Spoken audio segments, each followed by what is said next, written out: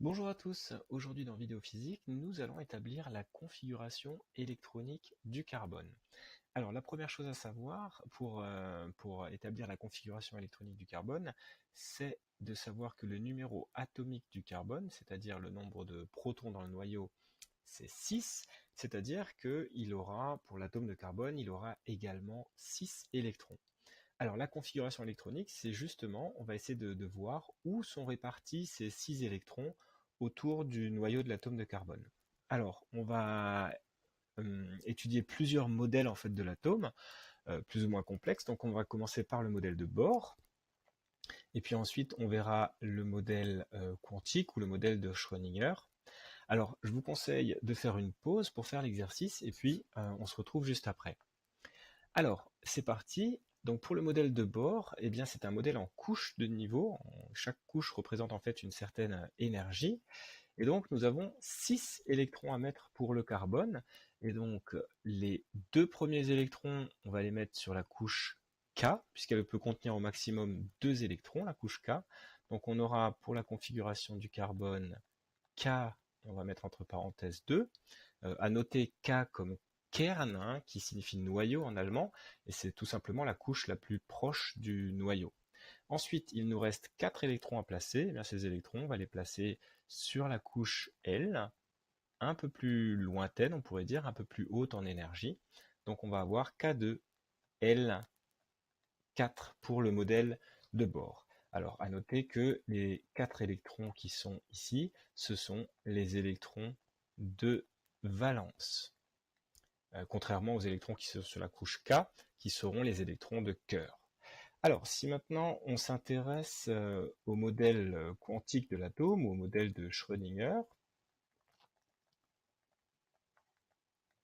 eh bien, on va être un petit peu plus précis, si je puis dire, en termes de répartition des électrons, puisqu'ils vont maintenant se répartir sur des sous-couches, ou ce qu'on pourrait appeler aussi des orbitales. Donc la première orbitale qui va être remplie, c'est la 1s.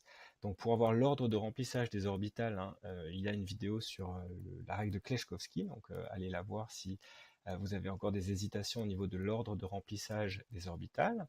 Donc 1s2, il nous reste 4 électrons, donc les deux prochains électrons vont se mettre sur la 2s, et il y en aura 2, et puis il nous reste 2 électrons qui vont donc se répartir sur la 2p, donc 2p2.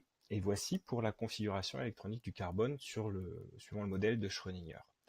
Alors, on peut également utiliser une autre représentation, qui est la représentation avec des cases quantiques que j'ai dessinées ici.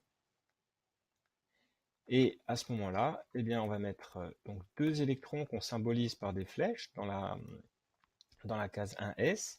Ensuite, on aura 2 électrons dans la 2s. Et ensuite, on va mettre donc les 2 derniers électrons dans la 2p. Et alors là, c'est la règle de Hund qui va nous aider, puisqu'elle nous dit que les électrons occupent d'abord un maximum d'orbitales de manière seule. Et donc on va les mettre sur 2 orbitales séparées ici. Et lorsqu'ils occupent ces orbitales de manière séparée, on les place avec un spin parallèle. Donc je les représente ici par exemple avec un spin qui va vers le haut, un spin positif. Voilà. Et une dernière façon de représenter la configuration électronique, c'est avec les sous-couches, les orbitales, qui sont classées suivant le niveau d'énergie. Et donc là, on peut également remplir donc la 1s avec 2 électrons, que je symbolise par des flèches comme ça, puis des électrons sur la 2s. Et enfin, sur les couches 2p, eh bien, je respecte la règle de Hund et je mets 2 électrons sur 2 orbitales de type 2p, donc par exemple la 2px et la 2py par exemple.